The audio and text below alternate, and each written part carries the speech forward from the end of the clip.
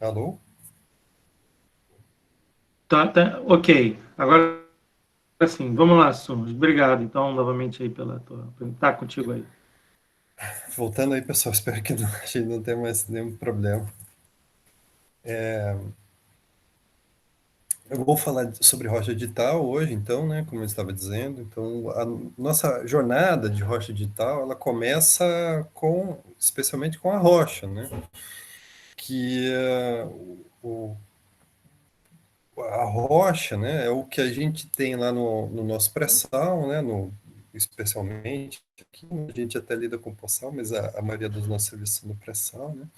Essa rocha que está localizada lá a mais de 5.000 metros de profundidade e onde estão os nossos principais reservatórios, né? Nessa caracterização da rocha, né, a gente, em alguns poços que a gente tem no pré-sal, a gente não faz isso em todos, mas em alguns poços que a gente tem no pré-sal, quando a gente está perfurando esse reservatório de petróleo, né, a gente troca a broca que a gente estava fazendo a perfuração desse reservatório de petróleo e coloca uma broca que é uma espécie de serra-copo. E essa serra-copo, ela vai tirar um testemunho lá desse reservatório, que eu estou mostrando aqui na parte esquerda superior, né?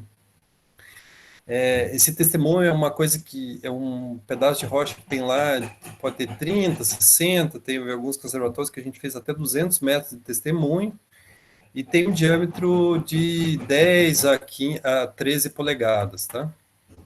E esse é um material, esse testemunho é de relatório, né? Normalmente não é nem ele, né, que é o testemunho como um todo aqui, essa rocha que a gente chama de testemunho, né, que a gente tirou com a serra-copo, mas pedaços desse testemunho que a gente chama de plugs, que a gente vai tirando a cada 30 centímetros aqui, né, tem um buraco aqui no testemunho para vocês verem onde estão os plugs, né? Então a gente vai tirando esses plugs, eles entram no laboratório, né? Eles vão para o laboratório do CEPS, lá, aqui tem num desses laboratórios de testemunho, né, com várias caixas aqui, uma depois da outra, que significam diversos desses pedaços desse testemunho que ficam aqui bancados para os geólogos olharem, né, analisarem e tirarem várias propriedades, mas, de maneira geral, no CEPS, essas amostras de rocha também entram para diferentes laboratórios, para tirar, né, tem dezenas, não estou exagerando, tem dezenas de laboratórios aí que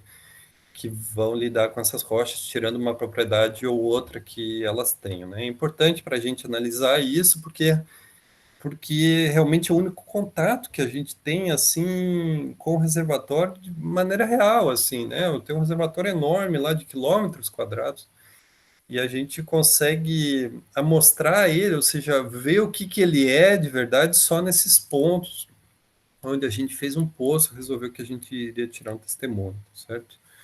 Então, essa rocha tem muito valor para a gente, né? Por causa disso.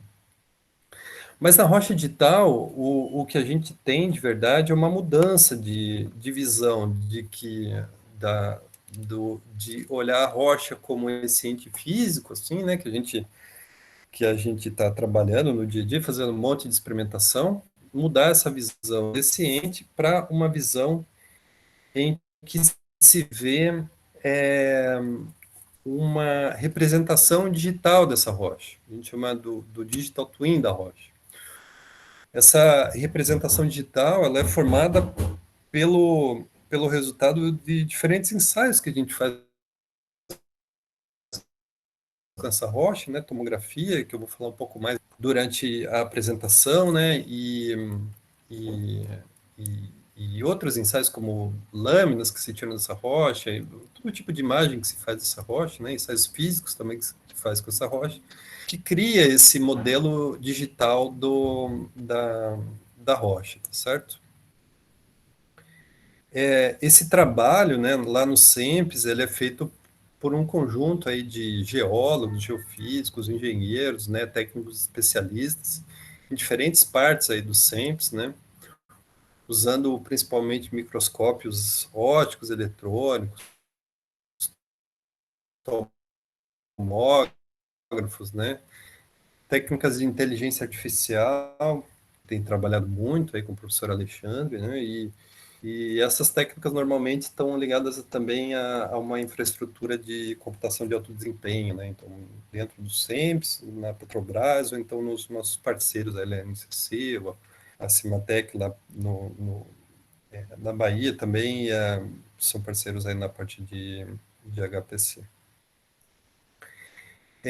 Então, o que esse fluxo de trabalho, né, da Rocha Digital, a primeira coisa que a gente faz, né, isso é uma introdução, a gente faz esse modelo digital da Rocha, a gente chama Digital Twin da Rocha, né? Aqui a gente vê um desses modelos, né? A gente está vendo uma rocha rodando aqui no espaço, né? E a gente pode, essa representação tridimensional, a gente pode usar ela para segmentar os poros, que é o que vocês viam em azul lá, e depois desses poros segmentados a gente pode individualizar cada um desses poros, né, para ver qual que é o tamanho, né, quanto óleo cabe dentro desses poros, né, como é que está a direção desses poros, por que que eu quero saber a direção dos poros, né, porque a direção dos poros, por exemplo, pode falar de alguma característica da geologia que tem esse modelo digital, né? O tamanho é uma coisa óbvia, né? Se tiver é maior, cabe mais óleo, né? Mas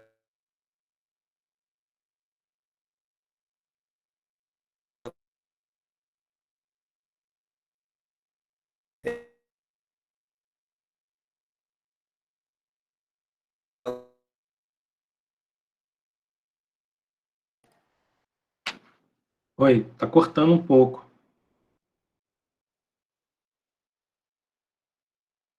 Para mim travou também, Alexandre.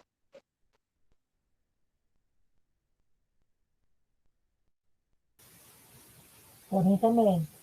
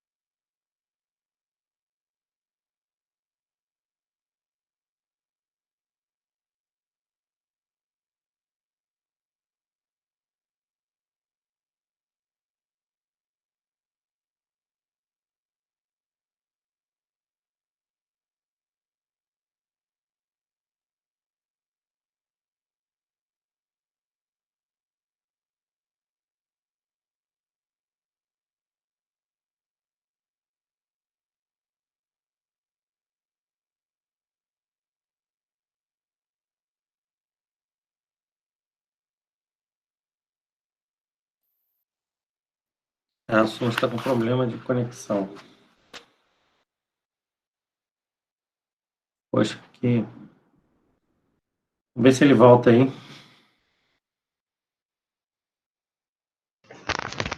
Professor, bom dia. Bom Será que dia. eu consegue entrar em contato com o ministrante? Porque uma vez eu participei de um curso e o ministrante acabou caindo. Não, eu mandei tá. aqui um WhatsApp para ele. Que às vezes ele Deve nem estar com problema percebeu de que caiu. conexão lá. Voltou. Tá. Oi, tá aí.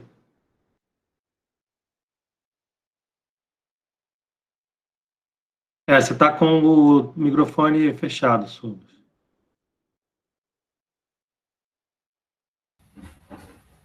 alô? Oi, agora sim, estamos ouvindo. Beleza.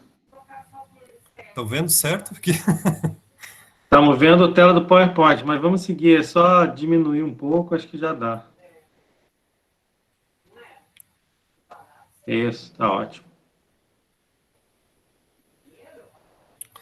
bom, continuando aqui, espero que a gente consiga. Até amanhã a gente faz a apresentação. Sem problema. Não, tranquilo. Acho que ela é muito pesada, talvez, problema de banda, né? Esses vídeos aí. Ah, tá. Bom, eu estava na rede errada aqui também, porque quando é para dar errado, você dá errado mais de uma coisa, né? Tá, mas está me escutando agora melhor? Estamos ouvindo. Tá. Estamos no slide aquele Digital Twin Rock. Tá bom, tá certo. Aqui tá bom, vamos assim mesmo. Deixa eu ver se consigo diminuir isso também. Eu não lembro como é que faz. Bom, vamos assim. Então, tudo isso, como eu estava dizendo, né, a construção desse modelo digital da rocha é possível através da automatização de ensaios e análises que a gente tem feito, né, os ensaios, né, têm ficado mais rápidos e também um pouco mais baratos, né, para fazer isso. Os dados mais acessíveis também, a gente tem melhorado a nossa conexão com os bancos de dados aqui, né, melhorado esses fluxos de trabalho para conseguir usar mais dados aqui dentro também, isso é importante. E a integração de dados de múltiplas fontes, eu já comentei um pouco isso, que a gente usa dados de tomografia, de lâmina, de um monte de outras coisas, né, ao mesmo tempo. E, por último, que a gente tem investido em algoritmos de inteligência artificial para tirar mais informação, né, de todos esses dados que a gente gera.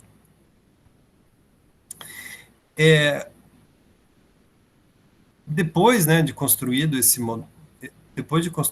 modelo digital da rocha, um próximo passo assim para a gente é poder atuar com esse modelo, né? Ou seja, a gente usar esse modelo digital para fazer alguma determinação que seja do nosso interesse.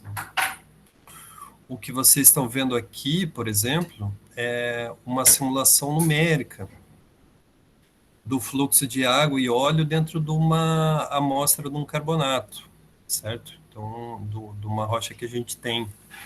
Então, nessa simulação do fluxo de água e óleo, a gente consegue ver como as gotas de óleo, que estão em vermelho aí, como é que elas estão se movendo dentro desse espaço poroso, né? Então, é muito importante para a gente saber quanto que a gente pode tirar de óleo dessa rocha, né? E quanto tempo a gente vai levar para fazer isso, né? São as duas questões mais importantes da petrofísica, né? Quanto óleo tem lá, que a gente pode tirar e quão rápido a gente pode tirar, certo? Além disso, né, a gente pode fazer classificação de padrões nessas amostras, né, tentar classificar essas amostras aí, as faces dessa amostra, por exemplo. Então, inferir propriedades, né, usando algoritmos de inteligência artificial, são coisas que a gente tem trabalhado, né, para fazer com esses modelos digitais. Tudo isso acaba levando a gente ter resultados mais rápidos, né, numa quantidade maior de amostras, né? A gente consegue entregar mais rápido, isso é muito importante, né? A gente ganha dinheiro também, né, do petróleo, tirando antes, né, fazendo com que a gente tenha receita antes. Então, isso é sempre uma preocupação. E uma quantidade maior de amostras é muito importante porque o nosso laboratório ele tem limitações, né, de número de amostras. Normalmente é difícil a gente dizer que tem uma quantidade representativa de amostras sendo analisadas no laboratório. Então, usar técnicas de simulação, inteligência artificial é bem importante para a gente tentar popular melhor esses nossos modelos do reservatório. Por fim, né, tudo isso só faz sentido se a gente conseguir colocar todos esses resultados da rocha no modelo do reservatório, que é o que estou mostrando aqui, né? E quando a gente faz isso, a gente faz isso para quê, né? A gente faz isso para que a gente possa saber onde que a gente vai colocar os nossos poços, né? Qual que é a melhor forma de drenar esse reservatório. Tá dando até tá até capotando o reservatório. Ficando pão na cabeça.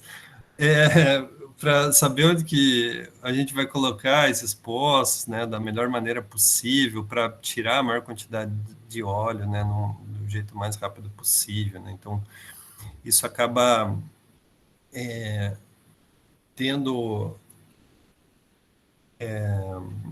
com a rocha digital, a nossa perspectiva, né, antecipar melhor mais os resultados para que a gente possa ter essa noção de quanto óleo a gente vai tirar e quão rápido, o mais rápido possível, né, para a gente fazer o projeto andar rápido, né? Para a gente ter uma confiança maior no projeto, né?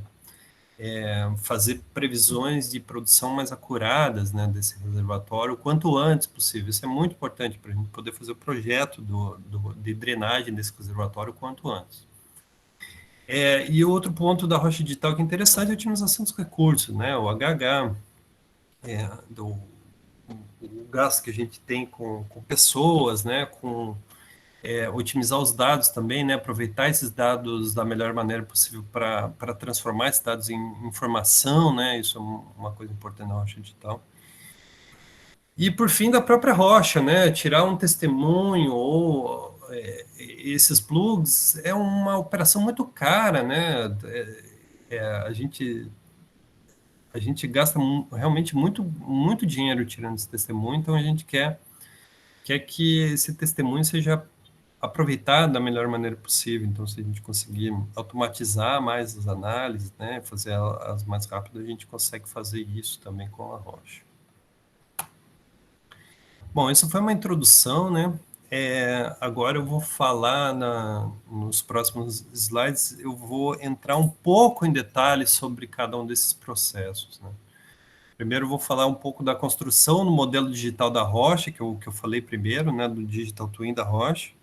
Depois eu vou falar um pouco das aplicações que a gente tem tido, assim, e uma visão de futuro, né, dessa área.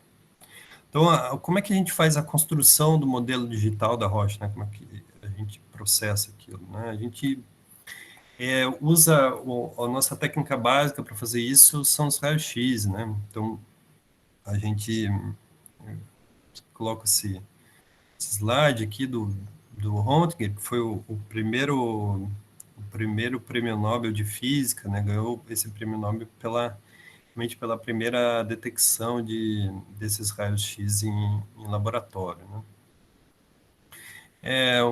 Bom, o raio-x, a gente está mais ou menos acostumado com isso, né, com a aplicação de raio-x, porque todo mundo já fez de uma hora ou outra aí uma radiografia, né?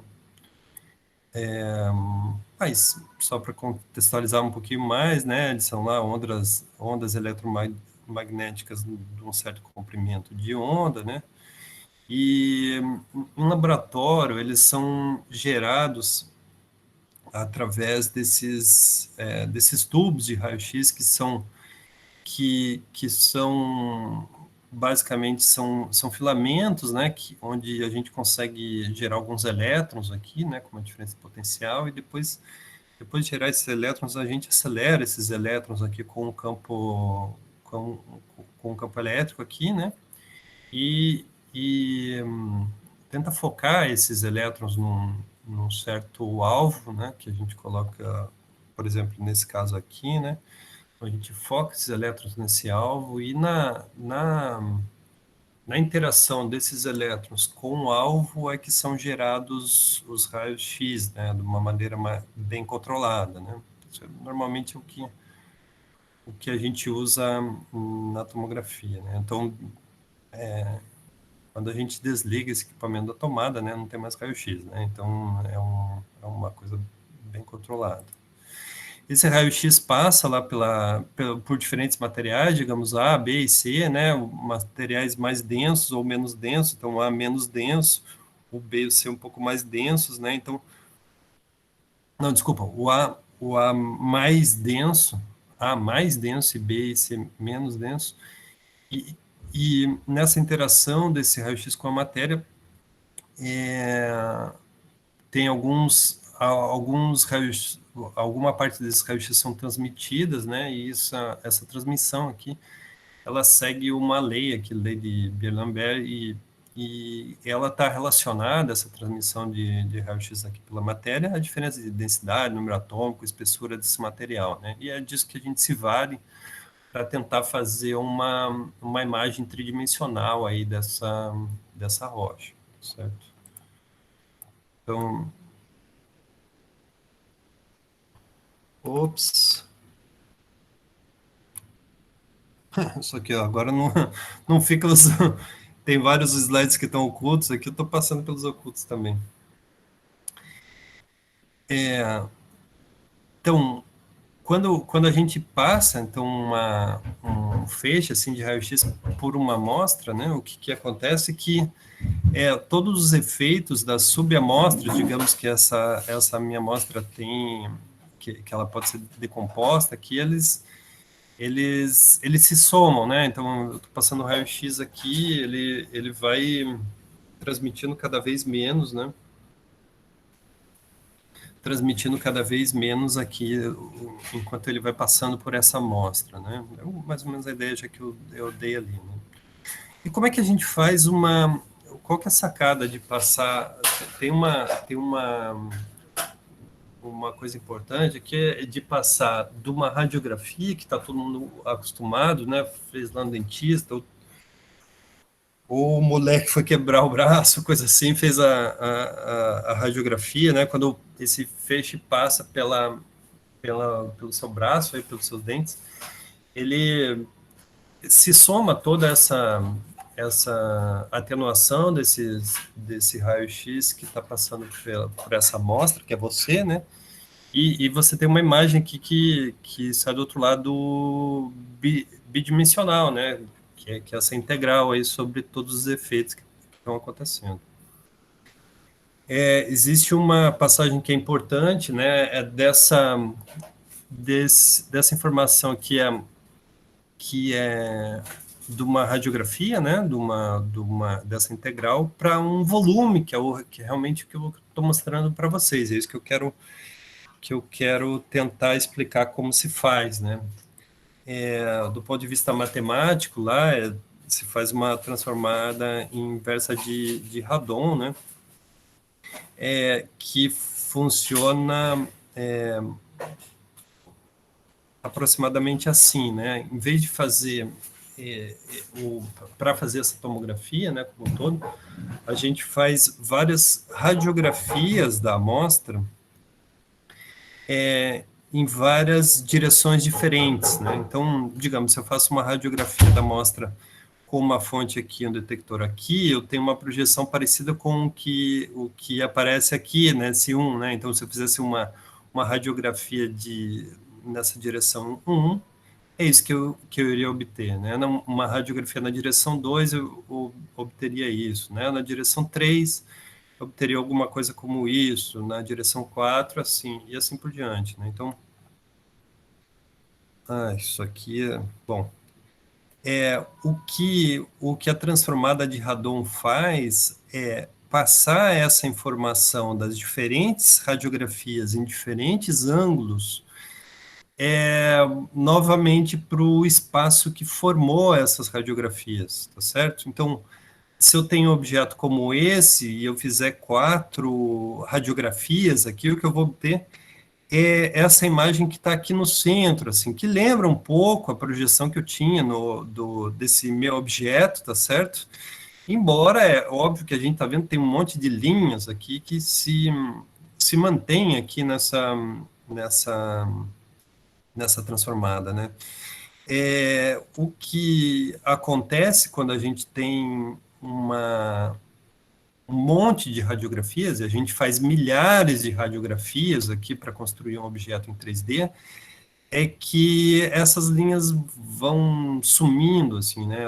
Esse efeito aqui dessas linhas, eles desaparecem um pouco e acaba sendo formado um objeto 3D aqui dentro. Só para ter uma ideia, né, de como é a radiografia. Então, para vocês tomarem cuidado, né, assim, a radiografia, a tomografia, né, quando é feita, né, se alguém precisou fazer, eu já tive o desprivilégio de precisar, de precisar fazer uma tomografia também, né, o que acontece é que são feitas centenas, é como se tivessem feito centenas de radiografias em você, né, e essas radiografias elas acabam formando esse volume 3D. Então, a dose, né, relacionada à quantidade de raio-x que você toma aí quando você vai fazer uma tomografia, é centenas de vezes maior do que de uma tomografia, então é centenas de vezes maior do que a dose lá numa radiografia comum. Então não fiquem fazendo toda hora, né?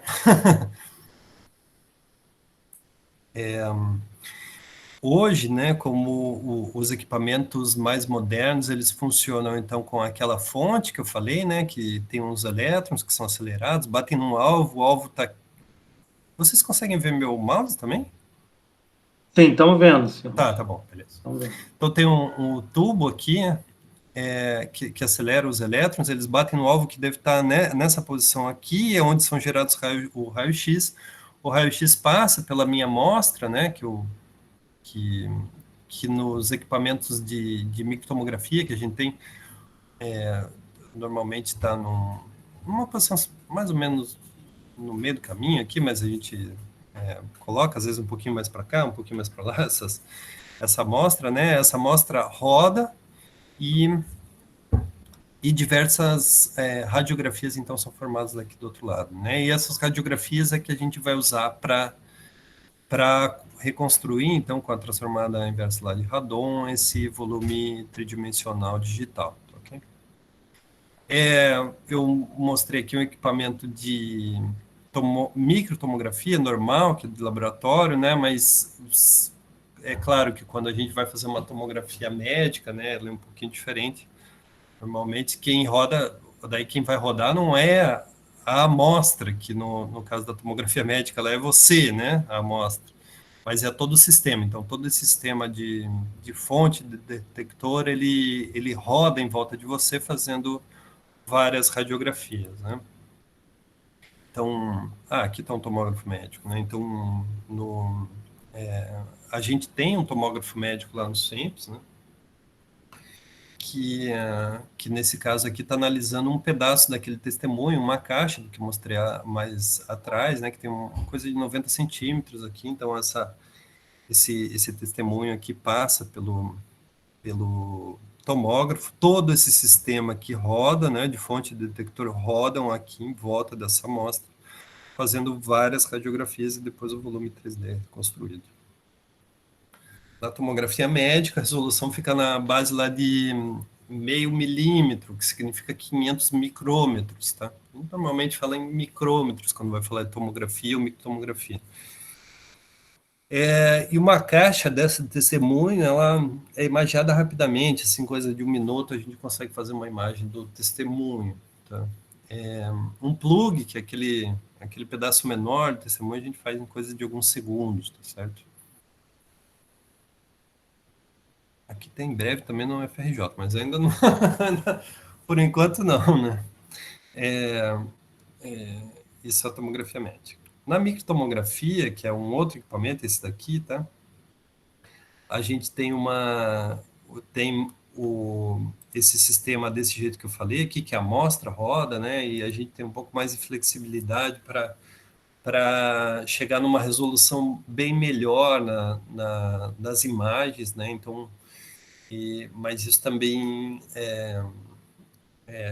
acaba fazendo com que o tempo aqui de aquisição dessas imagens tridimensionais aumente bastante. Então, uma imagem aqui de um plug acaba demorando bem mais, né?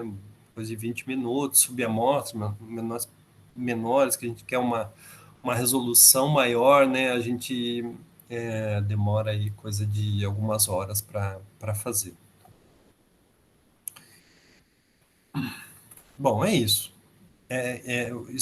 Essa parte aqui foi para falar um pouco de como que a gente obtém essas imagens, né, de microtomografia e tomografia. Depois que a gente obtém, a gente vai processar elas, né? Então, normalmente aqui a gente tem uma série de softwares, algoritmos aqui para fazer esse processamento, né? Então, um software profissional que é bastante bom, assim, para processar essas imagens eu aviso, mas é pago, é bastante caro, né? Mas tem algumas opções livres aí que são boas. O Fiji é uma opção que tem que tem uma série de opções de análise de imagem que é livre.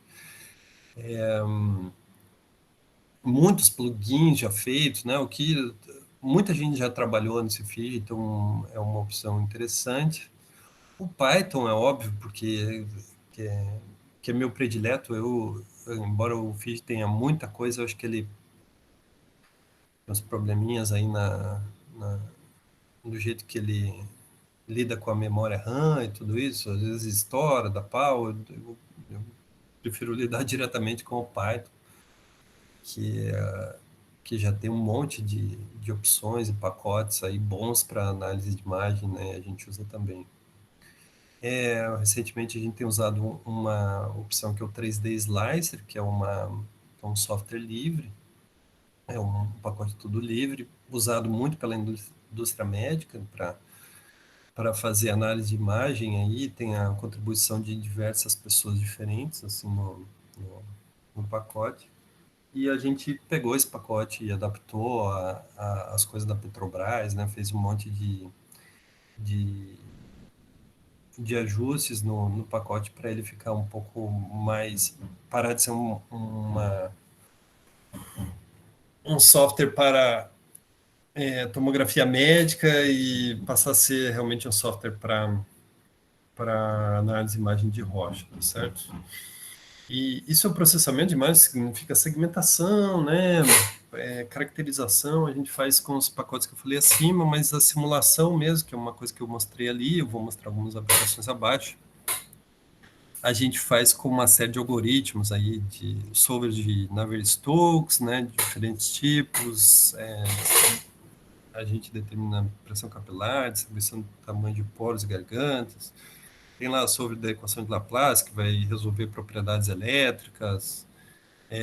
O OpenFOAM, né, que é uma coisa bem... que eu destaco aqui, né, para quem quiser trabalhar na universidade, que é uma opção livre também, né, tem uma biblioteca grande, assim, de, de opções para fazer solução de equações aí relacionadas principalmente à mecânica dos fluidos, mas eu acho que ele está já tão flexível que ele lida também com a solução de outras equações aí que se queira colocar. E tem muita gente que já trabalhou aí também e disponibilizou coisas livres aí na internet, vale a pena dar uma olhada nesse pacote do OpenFOAM. Bom, é isso. Sobre o processamento, assim, sobre os softwares, eu quis colocar isso aqui só para vocês terem uma ideia, né? Ou de onde procurar se quiserem trabalhar um pouco com isso, né? Eu vou passar aqui agora a parte de aplicações, né? Dizendo assim, ó, a gente processou a imagem, né, com esse software, segmentou essas imagens, fez simulações numéricas, né? E daí o que eu vou fazer com esses resultados exatamente, né? Então é isso que eu quero mostrar aqui um pouco. Uma das aplicações que a gente tem, né, é o pronto atendimento, significa o quê? Pronto atendimento, a gente pode analisar amostras de forma rápida, né? Então, a gente pode, no nosso fluxo de trabalho aqui, analisar 10 amostras em 10 dias. Como é que a gente faz isso? A gente pega uma amostra, faz um imageamento tomográfico da amostra como um todo. Se esses poros aqui estão bem conectados, ótimo, a gente pode, a maioria tem diversos algoritmos que a gente pode aplicar aí para determinar porosidade, permeabilidade absoluta, fator de formação, etc. Se os poros não estão conectados, então aí vale a gente olhar de novo para eles e tentar tirar imagens de uma resolução mais alta para tentar identificar essa conectividade, né? A gente faz isso iterativamente, digamos assim, para tentar pegar uma imagem que tenha uma resolução que englobe um, um, o maior volume possível dessa amostra, né? Ou seja, que a gente consiga fazer uma imagem de um volume que seja representativo, ao mesmo tempo que pegue essas conectividades, né? Quando a gente acha essa amostra, a gente pode colocá-la no mesmo fluxo para determinar propriedades petrofísicas. Apenas como um exemplo, né? O passo 1, a gente começa com um conjunto grande de amostras Nesse caso aqui, algumas centenas de amostras que a gente faz microtomografia, né? Cada uma delas lá com coisa de 20 minutos, né? Então a gente gasta a semana aí fazendo microtomografia dessas amostras todas, né? No passo 2, a gente escolhe algumas, né, para fazer microtomografia de uma resolução mais alta, né, para a gente tentar caracterizar esses poros de uma maneira e as propriedades petrofísicas de uma maneira mais detalhada, né? Então, dessas todas aqui, teve um geólogo que foi lá e disse assim, não, ó, a gente quer caracterizar esse tipo de amostra aqui, que tem mais ou menos a mesma textura, então vamos escolher uma daqui, vamos escolher essa. Isso daqui também está muito parecido entre si, vamos escolher essa daqui para fazer microtomografia, assim por diante, nesse posto todo. Então, a gente fica com algumas amostras características aqui que a gente vai passar para uma microtomografia mais detalhada, né, que vai ver melhor essa conectividade dos poros, etc. No passo 3, daí, então, é a realização realmente dessa análise, né? Vamos segmentar a amostra, vai vir uma descrição lá do pessoal, a gente vai comentar sobre a amostra, o que está acontecendo, o que a gente está vendo, e vai ver a conectividade, vai calcular a porosidade e determinar a permeabilidade através de técnicas aqui de rocha digital, distribuição de tamanho de poros, etc., através de técnicas de rocha digital, tá certo? Então, essa é uma aplicação 1. A coisa boa dessa aplicação é que a gente tem um resultado rápido, assim, para quem está analisando o reservatório ou o poço, né? A gente pode entregar um resultado rápido.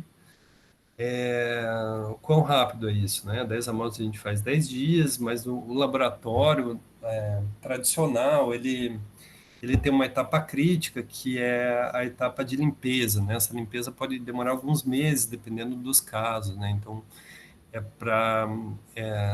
usando rocha digital aqui, o nosso objetivo é acelerar, então, esse resultado do laboratório. Uma segunda aplicação são as aplicações relacionadas à simulação numérica, né? Então, uma delas que eu quis destacar aqui é a permeabilidade relativa, né? Então,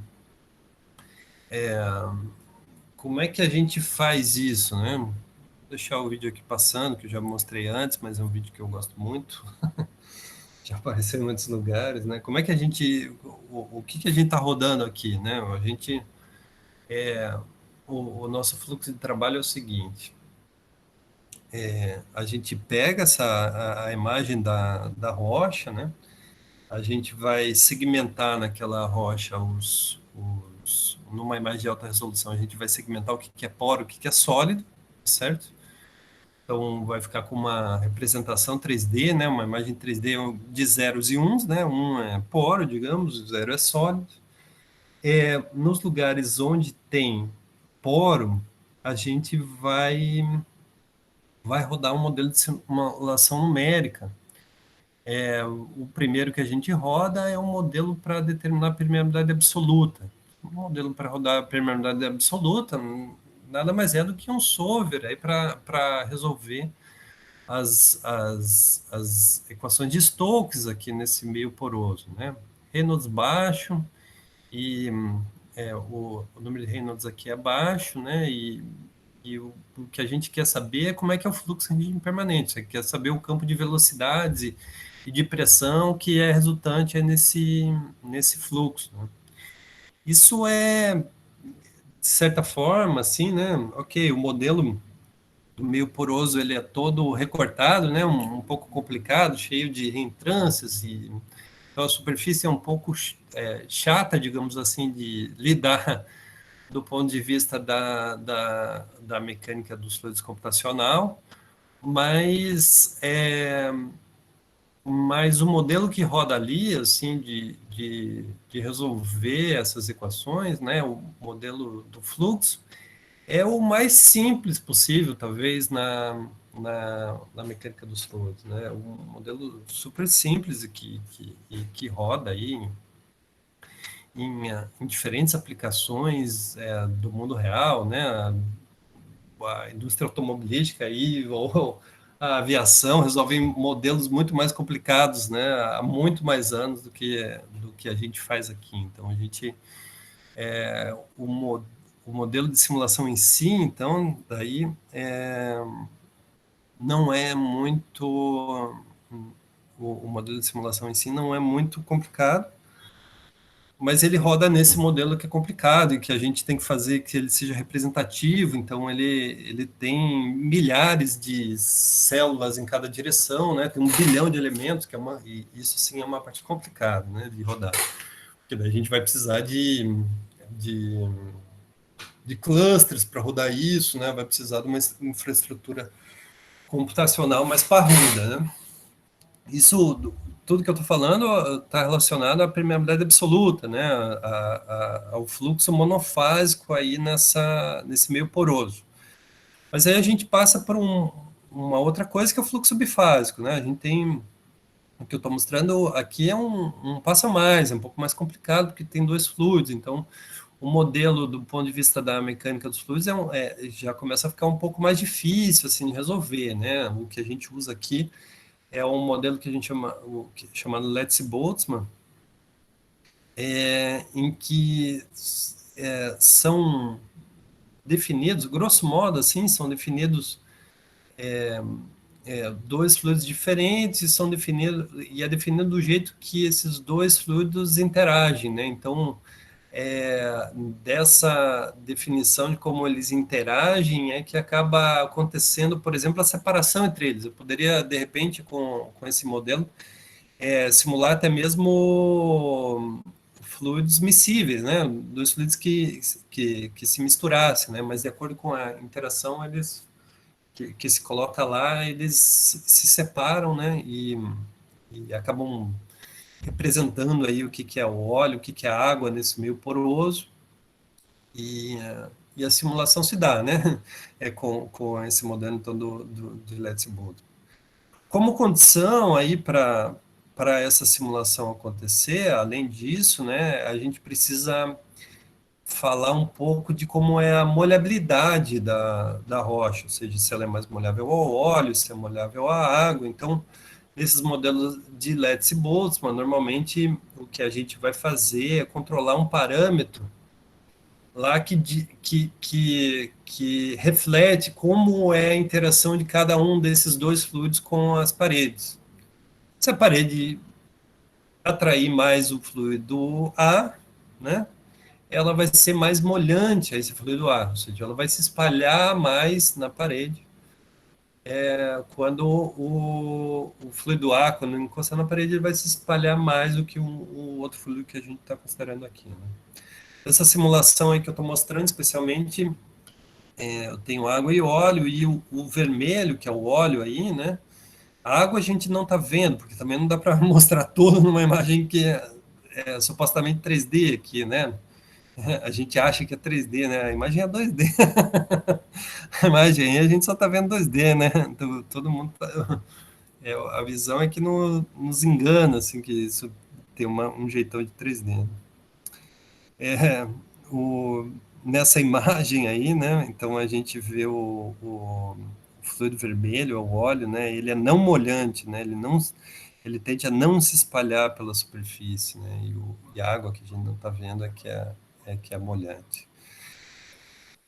Bom, tentei explicar aqui sem equações isso tudo, né? Porque eu acho que numa introdução assim eu acabo atrapalhando um pouco, falando muito colocando aqui a forma das equações, mas se quiserem mais detalhes, eu posso entrar nisso, tá bom? A aplicação principal aqui é a seguinte, né? Os ensaios de permeabilidade relativa, falando um pouco de negócio, assim, né? Por que a Petrobras investe numa coisa dessa, né?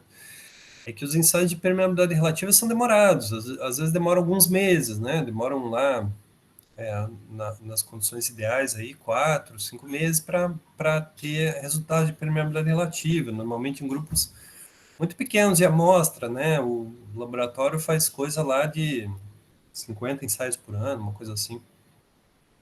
No laboratório do CEMPS, que é um laboratório bastante bom, assim, bem reconhecido de análise, mas 50 análises por ano na quantidade de amostras que a gente tira do pré-sal, né, de campos totalmente diferentes uns dos outros, acaba sendo, de certa forma, pouco, né? O que a gente tem, né, mas não é muito, assim. Então, acaba que o ensaio é demorado, a capacidade não é muito grande, tá certo? A capacidade, então, é limitada, assim, no laboratório, né? Tem questões aí difíceis de resolver para aumentar essa capacidade. E, e essas duas então essas duas características acabam chamando aplicações que possam acelerar os resultados, ou seja, entregar antes esse resultado de preliminaridade relativa, né? Entregar em mais amostras, né? Então, se a gente consegue fazer microtomografia de várias amostras aí para fazer isso tudo é muito bom, né? E e entregar antes também é muito bom para o projeto do reservatório, né? Para a gente fazer tomar a decisão sobre as coisas que vão acontecer no reservatório, no projeto, quantas plataformas a gente vai colocar, etc. Antes, né? Não adianta a gente saber querer tomar a decisão sobre quantas plataformas tem que ter no reservatório quando a gente já está fabricando plataforma, né? Tem que ser logo no início, assim, do projeto de exploração desse campo, tá bom? É basicamente isso, acelerar. Tem uma outra aplicação aqui bem importante da parte de simulação numérica, né, que eu gostaria de falar também rapidinho, é que a gente pode fazer cenários aqui eles chamam às vezes de what if, né?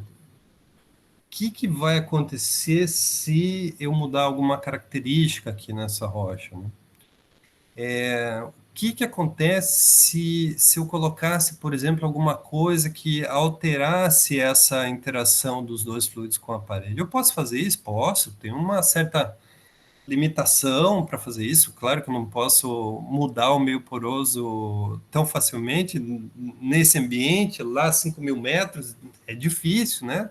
Mas eu posso mudar um pouquinho esse ambiente, né? Colocar alguma coisa na água, por exemplo, que eu uso para empurrar esse petróleo aí para fora, para que se altere um pouquinho a molhabilidade, né? E de repente nessa alteração de molhabilidade, quem sabe eu consiga tirar mais óleo, né? Tirar mais rápido, que é sempre novamente as questões aqui. Então, esses cenários e se eu fizer alguma coisa, eles são ótimos para esse ambiente digital, né, de rocha digital. Então, a gente tem tentado aplicar isso, né? Se a molhabilidade mudar, o que acontece? Se as propriedades não são exatamente como a gente está determinando, né?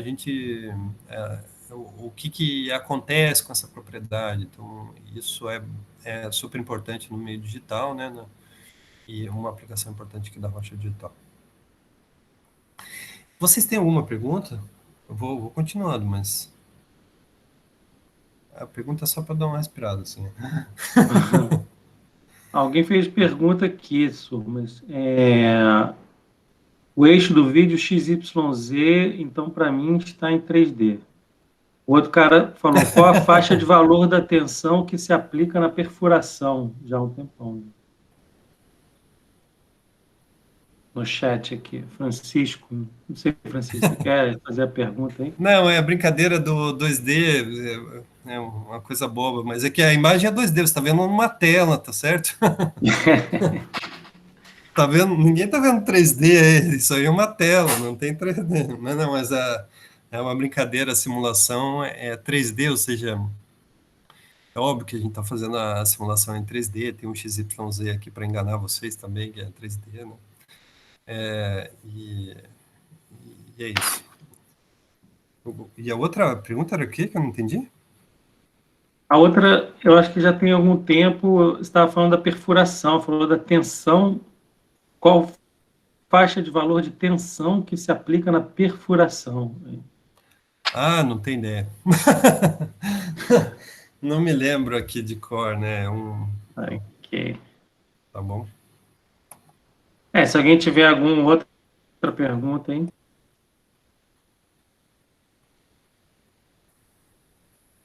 Ok. Conseguimos, Sombra. Beleza. Tem alguém aqui falando, peraí, Sombra. Um dado prático, qual o percentual da assertividade dos modelos que usamos hoje? Tá bom. Isso é uma pergunta bem importante, sim, claro.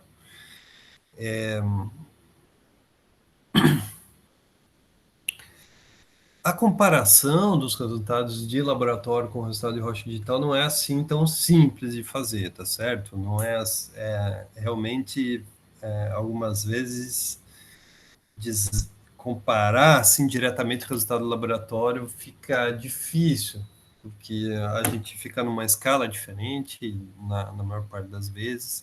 O laboratório tem as suas incertezas também, né? Uma coisa que é importante assim no laboratório é que normalmente a gente tem uma amostra, né, e faz esse ensaio de permeabilidade relativa, que, como eu mencionei aqui, demora muitos meses, né, mas é um pouco complicado a gente sair com essa curva como deveria, né, porque normalmente o resultado do laboratório que você faz, né, você vai lá, né, coloca uma régua para medir uma coisa, né, você mede ela 10 vezes e daí você você anota todas as medições, né, e daí tem algum erro associado a essa medição lá que você coloca, né, que você consegue determinar, né, porque você fez várias vezes o mesmo ensaio, várias vezes a mesma determinação, então você consegue dizer que, não, o comprimento então desse cara aqui é 4 mais ou menos 0,01, né, a gente consegue colocar esse valor. Das curvas de permeabilidade relativa, isso não é verdade, assim, porque uma vez a gente demora muito para fazer o ensaio, então normalmente, o que a gente faz não é fazer o ensaio de novo, né? É difícil de fazer o ensaio de novo, e mesmo se a gente faz, a gente fica com algumas dúvidas se esse tempo que a gente mexeu com a amostra, injetou coisas e tirou aí, se isso não tem um impacto sobre a própria amostra. Então, a gente costuma não repetir isso tantas vezes. Isso é um calcanhar de Aquiles, assim, na determinação da permeabilidade relativa em si, tá certo? Então, quando vai se comparar, eu sempre coloco isso porque parece que eu estou me defendendo de uma comparação, mas não é. Isso é super importante no laboratório, né? Assim, tentar ver qual é a faixa de erro que é admissível lá no laboratório. Considerando isso, a faixa de erro admissível, a gente tem bons resultados especialmente para, assim, a gente tem um grau de complexidade de análises aqui dentro das simulações numéricas. Então, para propriedades mais simples, porosidade, permeabilidade absoluta, a gente faz um trabalho excelente, eu diria assim, a gente consegue chegar num resultado bem próximo do laboratório, até mesmo porque o laboratório acaba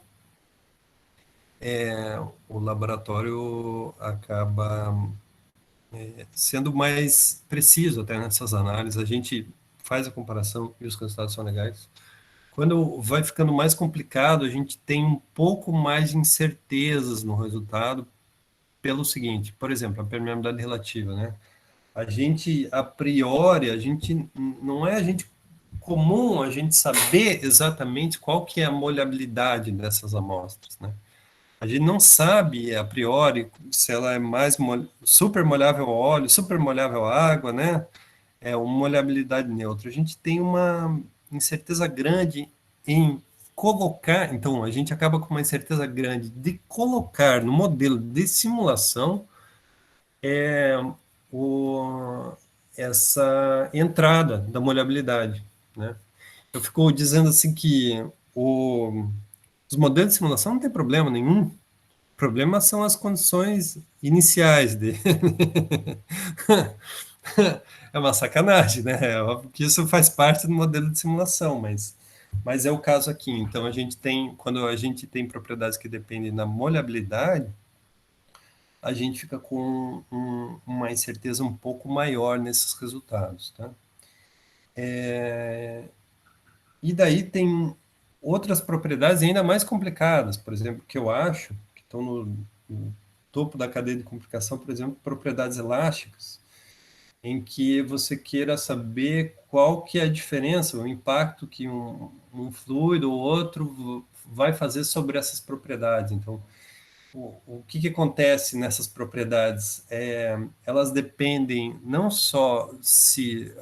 Eu falei aqui nessa simulação, né? A gente segmenta o que é poro, o que é sólido, e faz as simulações, né? Nas propriedades elásticas, a gente não pode ficar com isso, porque as propriedades elásticas em si dependem do mineral que está ali. Então, a gente não pode segmentar em poro e sólido. A gente tem que segmentar no que é calcito, o que é dolomito, o que é quartzo, qual que é a microporosidade relacionada a cada um deles, e poro. E se a gente quiser rodar com o modelo de fluido aí dentro, então a gente vai ter que ter óleo, água, determinados onde eles estão, ou seja, eu vou ter que ter um modelo de fluxo para determinar onde que esses caras estão, e depois é que eu vou fazer esse modelo para determinar essas propriedades. Vou ter que comprimir essa rocha digitalmente, né, para determinar as propriedades. Então, aí começa a ficar uma incerteza em cima da outra, assim, fica um pouco mais difícil de ter um modelo preditivo, assim, bem exato. Não, mas tem outra pergunta aqui do André Martins. Ele pergunta se faz a construção do modelo digital de toda a amostra ou utiliza um volume elementar representativo.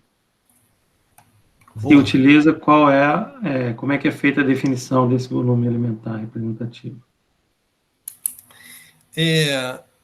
A gente faz a construção dos modelos digitais, começa com a amostra como um todo, sempre, né? A gente vai tomografar primeiro o testemunho como um todo, depois o plug como um todo, tá certo? E quando a gente tomografa o testemunho, eu vou ficar lá, eu falei, né, a resolução lá de 500 micrômetros, né? Quando eu faço a tomografia do plug, vou conseguir coisa lá de normal, 30, 40 micrômetros, tá bom? Do plug como um todo. Isso realmente não é, assim, o melhor dos mundos, assim, né? Você não consegue ver todas as conectividades a 40, 30, 40 micrômetros, né, nas amostras de pré-sal. Tem que pegar uma imagem de uma resolução maior, que significa um volume menor, né? Por isso que ele está perguntando o volume elementar representativo, né? Hoje, o que a gente faz... Eu vou entrar nisso aqui, já que perguntou, eu nem ia entrar. Né? Hoje, um processo que a gente faz aqui, né, é pegar essa amostra como um todo, que é o plug lá, que eu falei, né, tem mais ou menos 4 centímetros aqui de diâmetro, tá, aproximadamente, e daí a gente tomografa, como um todo, como vocês estão vendo aqui, não dá para ver muita coisa, né, tá uma imagem toda cinza, a gente não consegue ver o que é poro, o que é sólido aqui.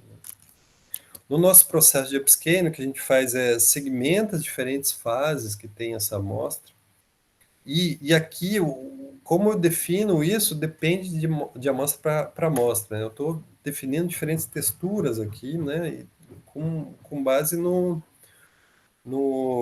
digamos, na habilidade do segmentador aqui, de definir isso, tá bom? Aí, depois de definidas essas texturas, a gente tira as subamostras desse plug como um todo, tá bom? Que a gente vai definir, de novo, com base em questões subjetivas aqui, que é o cara que está segmentando, que vai dizer, não, tira uma amostra daqui, tira uma amostra dali, e vai simular as propriedades que eu quero, por exemplo, permeabilidade absoluta, nessas subamostras aqui, tá bom? Então, nessa subamostra, a gente vai dividir essa subamostra em vários pedaços e vai determinar a permeabilidade absoluta de cada um dos pedaços, né? Essa permeabilidade absoluta determinada assim, ela gera uma curva de permeabilidade versus porosidade, tá certo? Essa outra acaba gerando também uma curva de permeabilidade versus porosidade. Ou seja, eu faço uma correlação aqui de permeabilidade contra porosidade em cada um dos casos e populo esse modelo primeiro que eu tinha do plug aqui com essas correlações, tá bom? Então eu fico com o fluxo daí definido no plug como um todo. Aqui eu simulo na escala do plug, estou simulando o Darcy aqui com essas correlações como entrada. E dessa simulação no plug como um todo eu tiro lá a propriedade. Então o laboratório aqui deu 294, a rocha digital deu 241, o que a gente acha um excelente resultado, tá certo? Você perguntou do volume elementar representativo, né? Na hora de cortar esse volume em diferentes pedaços aqui, a gente às vezes consegue ver que uma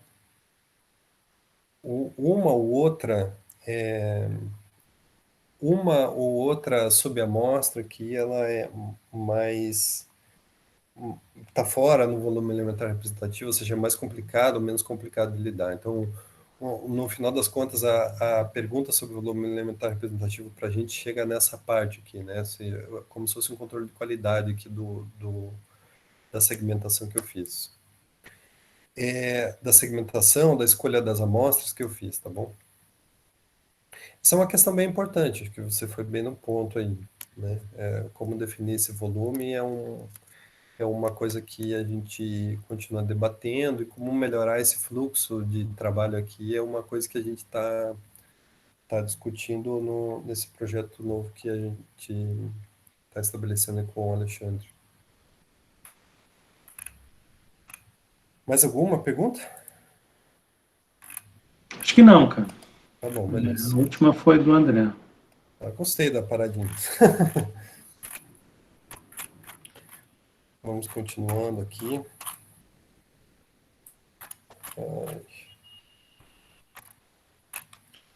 Eu falei então da permeabilidade relativa, falei agora por cima do upscaling, que eu tinha até tirado dos slides. Não ia falar, mas já que perguntou, né? Então, e vamos falar agora um pouco das aplicações que tem a ver com a inteligência artificial, né? Então, falei do como é que constrói o modelo da rocha, né? Das aplicações de pronto atendimento, de determinação por simulação numérica. Agora vamos falar por machine learning, né?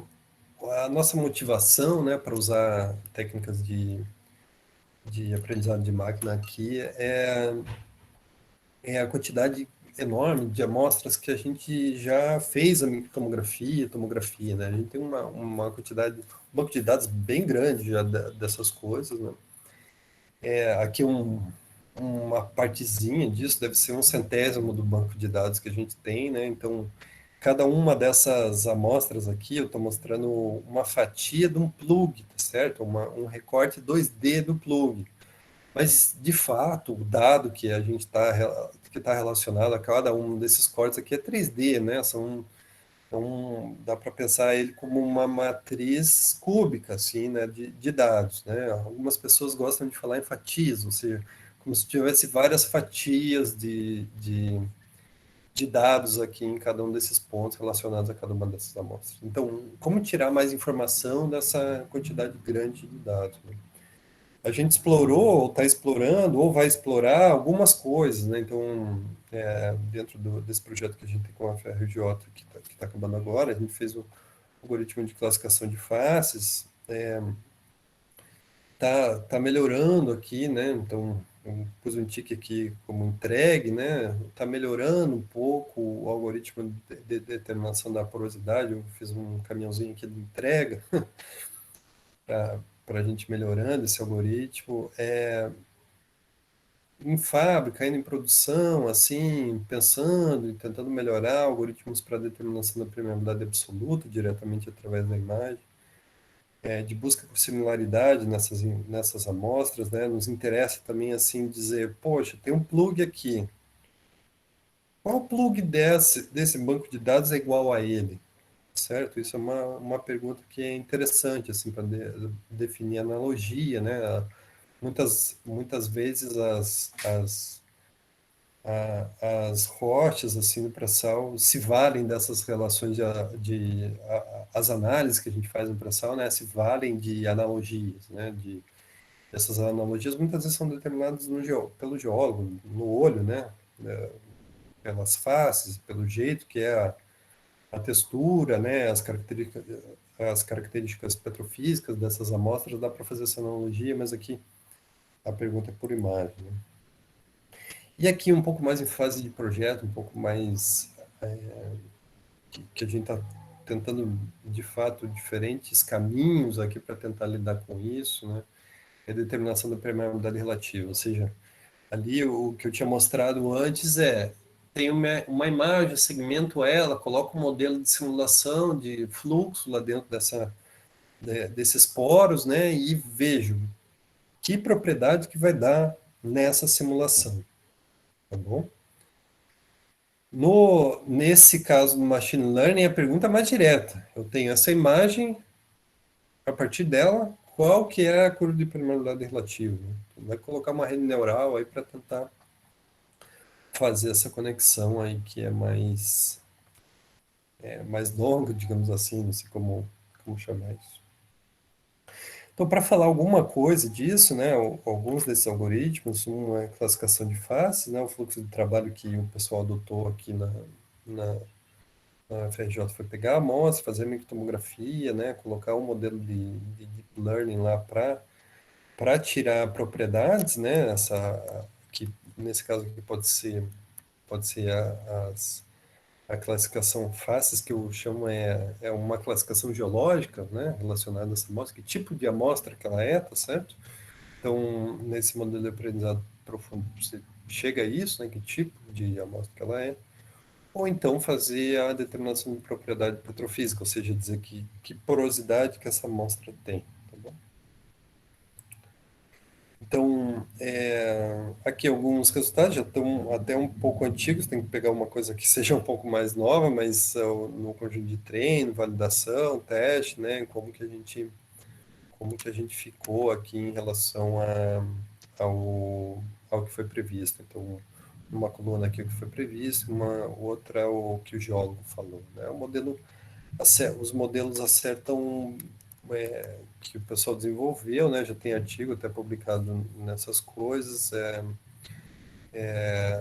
tem dado resultados bastante bons, assim, a gente acha que, que os algoritmos estão com um valor bastante interessante, né?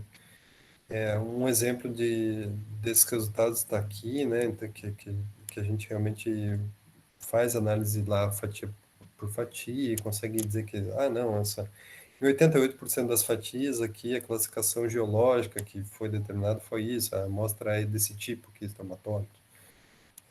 Em 11% delas, ela considerou um esterolitito. Eu gosto muito dessa imagem porque, de fato, ela traz uma característica qualitativa interessante, né? Não só acerta a faces, mas também acaba errando, o erro que ela tem aqui, que é pequeno, acaba, nesse caso, até está dizendo alguma coisa da amostra, né? Nesse caso específico, a amostra são as duas coisas, ela tem mais estromatólito, mas tem um pouco de esferolitito, então acabou sendo uma combinação das duas, tá certo?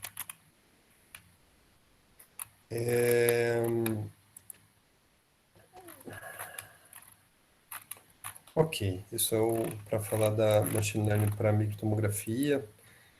Uma segunda aplicação é para tomografia, né?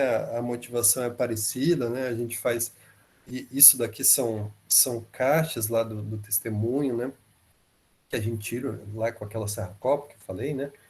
Está tirando esse testemunho aqui, então são caixas significa coisa de 90 centímetros aqui de rocha, e elas são colocadas no poço uma em cima da outra, ou seja, isso daqui tem continuidade com isso, tá certo? Imagina que isso aqui é uma rocha só. Continuidade com isso, com isso, com isso, com isso. Ou seja, aqui são alguns metros desse testemunho, de como que é esse reservatório, né? E nesses poucos metros a gente já vê uma diversidade de texturas bastante grande, assim, tem regiões que a gente considera são muito fechadas, tem regiões bem abertas, né? Tem regiões que são mais ou menos, tem regiões mais ou menos abertas, mais ou menos fechadas, um pouco mais laminado, outra com umas estruturas grandes, outra que com coisas pequenas, entendeu? Tudo isso em poucos metros. Dá para entender, né, o quão heterogêneo o quão heterogênea essa rocha, né? Imagina que a gente tem quilômetros quadrados de rocha, e aqui a gente está vendo alguns metros, né? Não dá nem uma dezena de metros.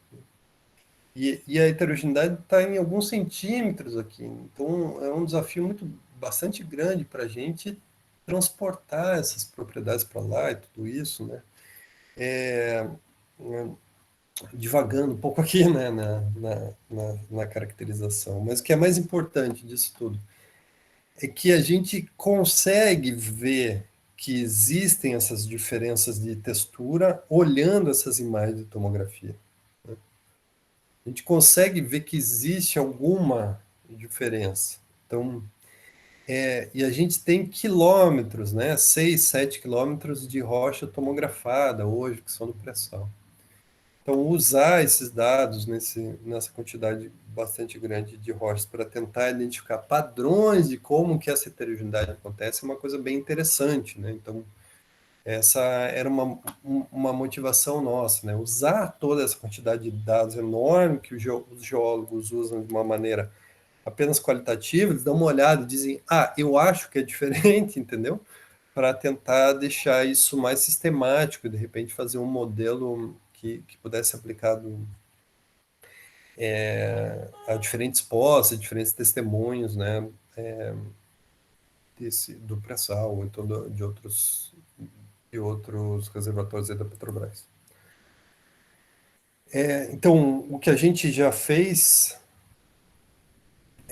aqui até agora, né, dentro desse projeto que a gente tem, é fazer uma determinação expedita de texturas, né, tentar fazer um modelo para segmentar diferentes texturas, e um outro para determinação de propriedades diretamente através da imagem, ou seja, tentar tirar especialmente aqui a porosidade, né, o quanto de porosidade que eu tenho em cada ponto. Isso já tem um valor bastante grande para a gente, né? De novo, para acelerar os resultados, porque esse ensaio de tomografia é o primeiro que é feito quando uma rocha qualquer entra no SEMPS, antes de qualquer coisa, eles fazem tomografia para a gente ver como é que está a rocha, entendeu? Então, tirar qualquer propriedade nesse momento é muito importante, né? Porque mesmo que ela tenha uma certa incerteza, ela tenha muito valor, né? Porque está sendo tirada logo no início da caracterização, né? Então, esse é o objetivo aqui, de determinar propriedades diretamente através das imagens. Aí outras coisas que estão em fábrica, né, que estão sendo pensadas aqui, possível identificação de ciclos estratigráficos de maneira automatizada, uma coisa mais da geologia, mas identificar esses padrões de pacotes, né, qual que é o tamanho deles, se eles se repetem, em que frequência, porque é mais ou menos isso que a estratigrafia faz, né, pegar um dado dessa rocha e ver como ele está se repetindo, como é que ele se empacota, porque quando o cara identifica um pacotão lá,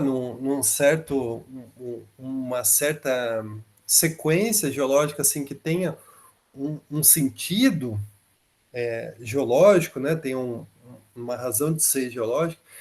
Normalmente são sequências que são candidatas a se repetirem muito dentro do reservatório, né? Então, pode ser que essa sequência, ela conecte vários poços, né? Então, se isso acontecer, é bom, porque a gente sabe que eles estão conectados, que existe conexão, então existe um caminho para o óleo fluir dentro desse reservatório bem, então é mais ou menos nesse sentido, né? Tentar identificar essas sequências ainda geológicas. Upscaling de propriedades petrofísicas, eu falei rapidinho ali, né? Que bom que eu falei, né? Identificar diferentes texturas e cada uma das texturas ver qual que é a propriedade característica delas e tentar compor isso, pelo menos até o testemunho, né? Já é alguma coisa. Mas o melhor seria que a gente conseguisse fazer um modelo, que a gente conseguisse fazer um upscaling bom, né? Ou seja, passar a representar um intervalo, um pedaço maior do reservatório de maneira precisa. Então, para isso, a gente tem trabalhado com as imagens também. E aqui uma coisa mais de projeto também, é possível correlação de dados de outros poços, né? Tentando identificar essas sequências aqui um pouco melhor. Vou dar um exemplo rapidinho nas texturas, né, com a ajuda dos geólogos da Petrobras aqui e da FRJ, em conjunto definiram aqui padrões de textura, se ela é mais laminada, maciça, né? Anotaram isso no testemunho, ou seja, colocaram lá em diferentes partes desse testemunho, colocaram, o geólogo disse, não, isso aqui é de um jeito, isso é do outro, ou seja, é mais laminada, mais maciça, mais contínua, etc. Dentro desse testemunho, e a gente fez o treinamento das redes neurais. A gente pode dizer, né, o grupo do Alexandre aí fez o treinamento dessas redes neurais, né, para fazer a previsão aqui das diferentes fases, né. O resultado aqui foi bem interessante, tá bom para a gente, né. Tem sido, a gente tem colocado em novos postos aqui essa determinação, né, especialmente agora nos últimos postos do pré-sal, isso foi interessante porque a gente estava no ambiente de Covid, né, e o pessoal da geologia não está fazendo a descrição geológica desses testemunhos, né, por conta do confinamento e tal. Então, acontece que a gente fez a tomografia, mas ninguém descreveu e acabou que essa análise que a gente fez aqui foi interessante para o pessoal melhorar assim, a noção que eles tinham da rocha, né? Acabou sendo bem interessante para eles terem uma informação qualitativa a mais sobre a rocha, né? A gente está tentando melhorar agora um pouco essa anotação, né? Viu que uma coisa que é folclórica na geologia é que dois geólogos diferentes na sala têm três opiniões diferentes, né? Dois geólogos diferentes numa sala têm três opiniões diferentes. E é um folclore, assim, mas é um pouco injusto com os geólogos, porque faz parte do trabalho, assim, né, do geólogo, identificar essas possibilidades. Ele é um cientista natural, muitas vezes, e está tentando identificar diferentes tipos de coisa que poderiam acontecer, né, numa certa rocha, que poderiam dar essa resposta de uma certa textura, entendeu? Então, o geólogo que dá mais de uma resposta, ele sabe que existe uma incerteza nessas determinações, né? Mas essa incerteza às vezes nos atrapalha aí nessa determinação de padrões, assim, de faces, né? E para a inteligência artificial, porque normalmente nesses algoritmos o que a gente quer é um dado bem anotado, né? A gente quer uma coisa que a gente tenha certeza, né? Nas análises de imagem lá tem os exemplos de cachorro, de gato, por exemplo. Então, eu quero saber que naquela imagem tem um cachorro de tal raça, né? E numa outra imagem tem um gato de tal raça. Isso é bom, né, para anotação dos dados e para que a gente construa algoritmos de inteligência artificial, mas uma resposta assim de que isso aqui é um cachorro, mas também poderia ser um gato, fica um pouco mais difícil de lidar, entendeu? E esse acho que é um desafio nesse trabalho.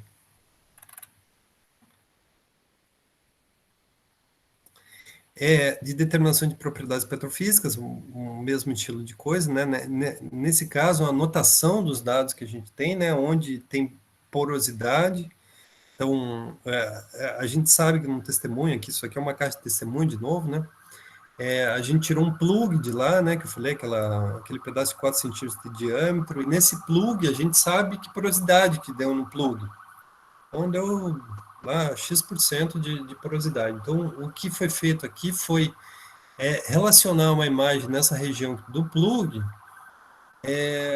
com esse dado de porosidade de X%. Então, treinou-se a rede neural com isso, né, fazendo essa conexão da imagem com a porosidade, e depois esse algoritmo foi aplicado na imagem como um todo, para a gente fazer uma previsão, né, de como que é a porosidade. O resultado foi bem interessante, assim, né? Quando tem aplicações diferentes aqui, eu peguei um resultado que né, que é bastante bom, de verdade, mas que a primeira aplicação disso, assim, para a gente bom, é treinar com dados do mesmo poço, né? Por que treinar com dados do mesmo poço? Porque é o seguinte, a gente tira plugs a cada 30 centímetros. Então tem um plug aqui, tem outro que deve estar por aqui, daí tem outro que deve estar aqui, entendeu? Mas a gente não tem um contínuo de porosidade aqui. A gente não sabe como é que é a porosidade no meio desse negócio. Então, uma primeira aplicação de determinar a porosidade é importante para isso, assim, para a gente, para popular o que tem no meio. Então, aí faz sentido a gente treinar com dados no mesmo poço, né, para aplicar nesse poço. Mas a gente também fez a comparação, né, com resultados e com dados de postos diferentes, do mesmo jeito que o primeiro caso, né, que eu falei que a classificação de face acabou sendo interessante nesse ambiente de Covid aí, porque a gente não tinha nada, né, aqui também a gente não tem nada sobre a porosidade, então essa determinação de porosidade aí também foi interessante para ter propriedades, né, populadas no testemunho todo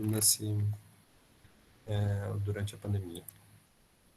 E na comparação lá de resultados, desses resultados de porosidade com resultados de poço, o dado tem ficado bem interessante, assim, tá bem legal, assim, espero que hoje eu mandei uns dados novos aí para o pessoal olhar, estou torcendo aqui para que o resultado continue interessante aí para a gente ter, realmente provar que tem um produto realmente bom aqui nessa área. Bom, falei bastante aqui então de aplicação, diferentes tipos de aplicação, né? Vou falar assim um pouquinho assim do que a gente espera que essa área fique, né, no futuro próximo, né? A gente tem um projeto que a gente está montando agora com os Sirius, né? Que não conhece, eu acho bem interessante dar uma olhada, né? Que é o Synchrotron novo brasileiro, um projeto realmente muito grande, assim, né? E que tem potencial aí para a gente explorar, né?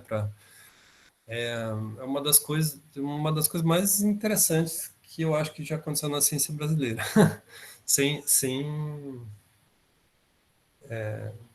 exagero para mim, assim, eu acho que é ter um equipamento moderno, assim, desse tipo, aqui disponível para a gente, né, construir parcerias e fazer diferentes tipos de aplicação. Em especial na tomografia, que o fluxo de fótons é realmente muito grande, né, então, e a gente está esperando fazer um projeto lá que acelere essas microtomografias, né, que a gente consiga fazer um conjunto grande de imagens aí nesse equipamento, gerando realmente muito mais dados ainda do que a gente está gerando, né? Eu estou falando isso sobre os Sirius, né? Mas eu vejo isso acontecendo em outros lugares, né? Tem muito mais microtomógrafo hoje do que tinha antigamente, né? Na UFRJ, hoje em dia, por exemplo, tem alguns, né? A gente está trabalhando para comprar ainda mais um aí nisso, então eu vejo que nos próximos anos a gente realmente deve ter um aumento ainda maior do número de dados disponíveis, né? Então, na parte do Digital Twin do ROC, que a gente chama, né, desse modelo digital, eu vejo isso como uma perspectiva bem importante, né, aquisição de mais amostras, de um jeito mais rápido, com custo menor. Na parte do laboratório, né, a gente tem trabalhado internamente muito fortemente em deixar esses algoritmos que eu falei, né, e também esses modelos treinados de machine learning disponível para as pessoas usarem, né, então, e eu acho que isso vai acontecer cada vez mais, assim, tem cada vez mais pessoas interessadas em usar os modelos, né, em tentar explorar a tecnologia de diversas formas e a gente tem criado aqui na Petrobras muitas ferramentas para isso, mas fora da Petrobras existem, eu tentei passar essa mensagem ali também no processamento, que existem muitas opções para fazer esse processamento, né? Então, hoje a gente já não sai do zero, e não pode sair do zero, né? Tem que montar as nossas coisas em cima daquilo que já está sendo feito, né? E está disponível aí na rede. E por último, upscaling, né? A gente tem trabalhado aqui para tentar colocar internamente, mais internamente até do que externamente, né, desse jeito, colocar mais esses dados numa escala de perfil, né? Tentar transportar esses dados todos que a gente coloca em escala de poros para uma escala maior. Bom, é isso que eu tinha para dizer. Eu acho que já estou quase no tempo aí, ainda queria deixar um tempinho para as perguntas, se vocês tiverem mais perguntas sobre as aplicações aí. Agradeço o convite do Alexandre. Eu gosto de fazer isso, mas, sinceramente, eu gosto mais gosto mais ao vivo, gosto mais de ver as pessoas. Todo mundo, né, Su? Mas, de qualquer forma, muito obrigado aí. Foi bastante didático, eu gostei bastante. Assim, é bom que a gente vê, às vezes, os pedaços, mas depois, quando coloca tudo assim junto, fica bem mais legal, né? Bom, temos ainda um pouco de tempo para perguntas. Alguém que tenha alguma questão aí? Quem quiser pode falar pelo microfone aí, está aberto.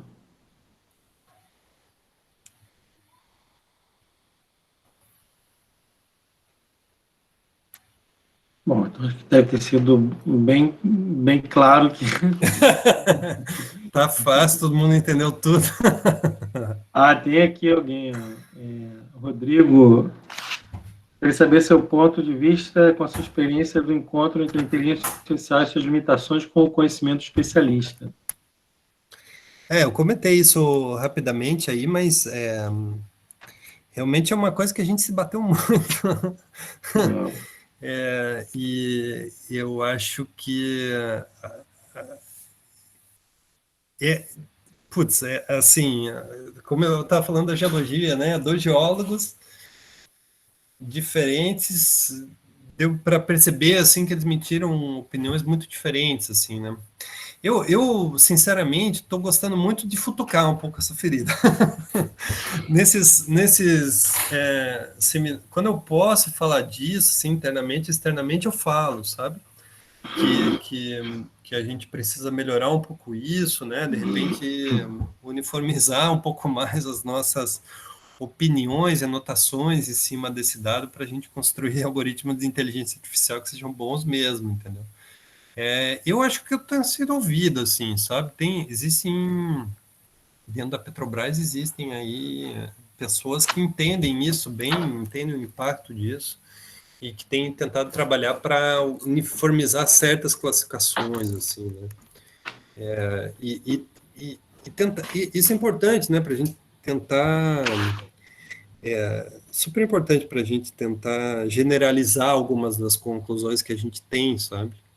Acho que algumas vezes a geologia é descritiva, o que é super importante, mas é hiperdescritiva, assim, se você pegar uma descrição de uma amostra, assim, às vezes tem 10, 20 linhas de descrição.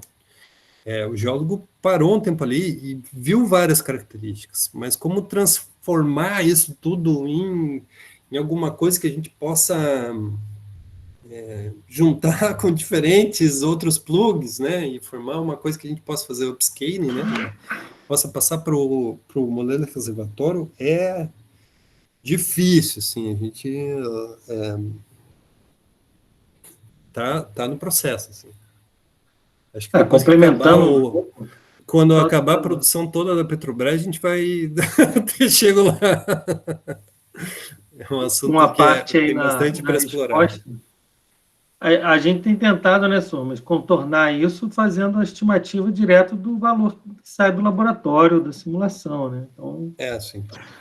é uma maneira de tentar, pelo menos tem erro, mas essa questão de opinião de especialista é muito complicada mesmo. Em todas as aplicações, em outras aplicações também. Sim. Aqui foi, em certas partes, embora eu já falei, né, o folclore existe, eu me surpreendi com o quão diferente ficou, assim.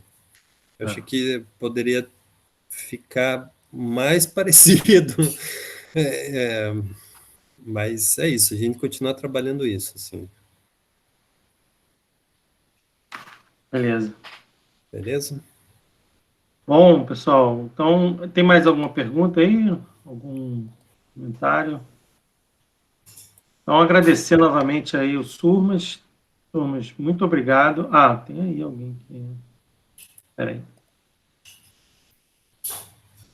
Qual a correlação entre os valores de porosidade encontrados usando IA com os plugs e o perfil? Putz, com o perfil, o Manuel, que está trabalhando aí na FJ com isso, achou uns resultados nas últimas semanas aí super bom.